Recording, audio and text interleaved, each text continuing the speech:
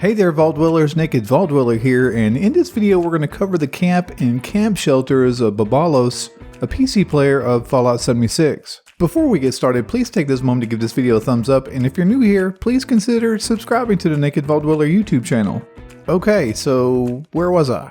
Right, so I've released a few Camp of the Week videos, and so far they have caught the attention of some of the folks in the community. Babalos, or Pedros what I call him, came to the official NakedVaultDweller Discord channel and requested I come to his camp to have a look at some of his creations. And just a note, if you're not part of our Discord channel, you can find the link in the description of this video. We'd love to also have you there. Now, I won't exaggerate here, Pedro had to put up with me shooting his camp like a bazillion times. Okay, so maybe not a bazillion, but at least a trillion times. Anyway, after getting the COVID vaccine, I was out of pocket for more than a week and I finally got back on track. I realized that what video I had shot was full things that I don't normally shoot.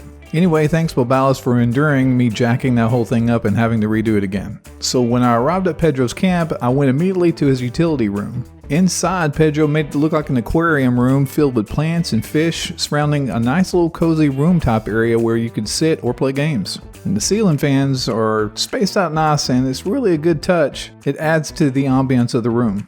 Decked out with its own bar and seating area, I imagine Pedro and his friends relaxing after a long day of killing ghouls and radroaches. It was about this time when Babalos told me they had a theater in another part of his shelter and invited me to come see it.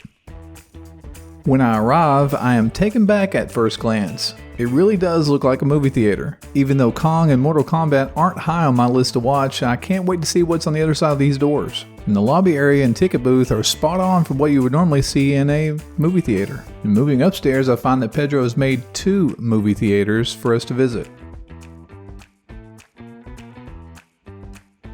Looking at Theater 1, you can see that the seats are set up with stadium seating with a 16:9 screen on the far wall. And for those who don't know what 16:9 is, that's widescreen.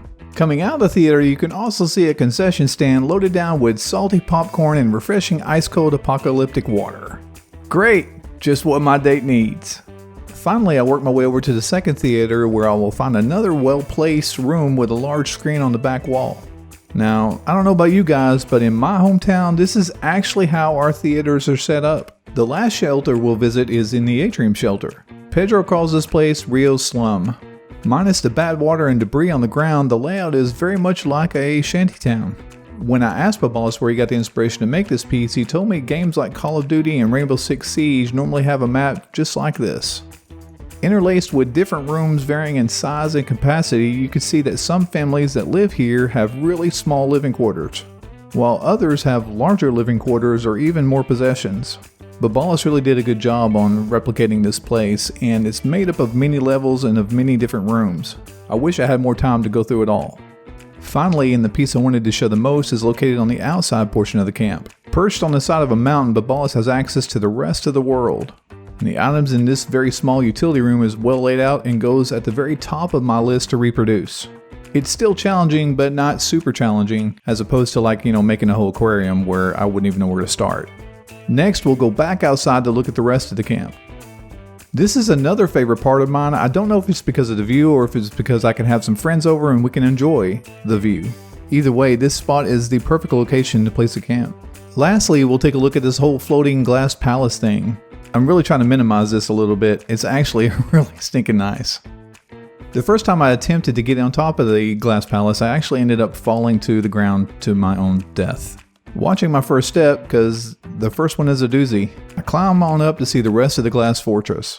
With display cases and plants all around, I work my way further inside and eventually up to the top floor to take in the view. And even though I pride myself on being the avid camp builder, I don't think I can achieve the level of complexity or precision that Babalos has done here. With all that being said, that's the reason why I'm going to create this.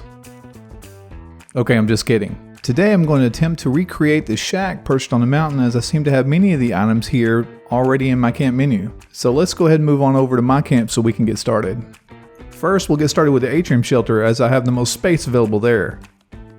We'll put down the foundation here just to get started. I think we'll take 2 of these. Next up, we'll start putting in the walls.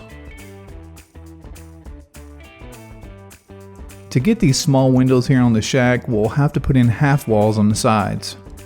We'll also come back later to do the roof and the power once we have just about everything in place. And once we have all the walls up, let's go ahead and get everything on the walls. There. On the far wall, there's a stack of 3 stash boxes, if I'm not mistaken. There could be 4, but it looks like there's 3. And we'll put the base here in the corner.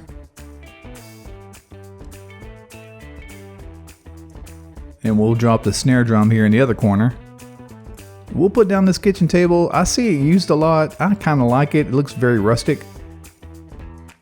Now we have 3 filing cabinets, and these aren't the newer filing cabinets. These are the ones that are a little used. And by the way, who has enough files to fill up 3 filing cabinets? I have 1 filing cabinet here and only 1 drawer is used. Now way back in the room, there's also a coffin. I'm really not understanding the coffin, Babalos. What shack can be complete without a toolbox and a beer stein right next to one another? And now we'll also put the decor here on the kitchen table. I think I have pretty much all of these. Some more floor decor around the door here along with this pumpkin. Now for the roof. And it sure does make it easier to build this stuff when you put the roof on last. Babalos had a lot of natural light coming into his shack. I have to artificially insert that in there, so I had to put some electricity in and run some lighting. And voila! An almost complete replica of what Pedro made in his camp. This wasn't an overly complicated thing to replicate. However, it took me about a half hour to make it. There were also 3 things that I missed in here that wasn't an exact part of the replication. Can you spot them? I'd like to thank Pedro for allowing me to come into his camp and his shelters and record everything and highlighted him this week. Pedro's camp was a long time coming, and I'm grateful that he has graced us with his presence in our Discord and in our community. If you or someone you know would like to have their camp featured in one of my Camp of the Week videos, please leave us a comment or visit us on the Naked Vault Dweller YouTube channel, where you'll find the link down below in the description. And that's it for me, Vault Dwellers. We'll see you all in Appalachia. Thanks for watching.